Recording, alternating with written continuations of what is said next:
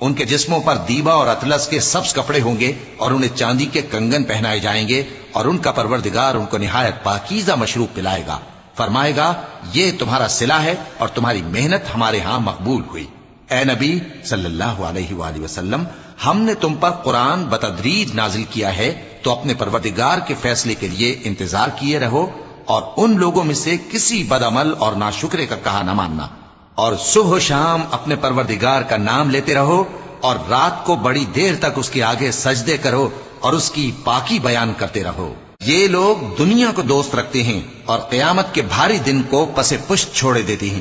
ہم نے ان کو پیدا کیا اور ان کے جوڑ جوڑ کو مضبوط بنایا، اور اگر ہم چاہیں تو ان کے بدلے انہی کی طرح اور لوگ لے آئیں۔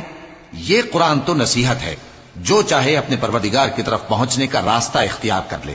اور تم کچھ بھی نہیں چاہ سکتے مگر جو اللہ کو منظور ہو۔ بے شک اللہ جاننے والا ہے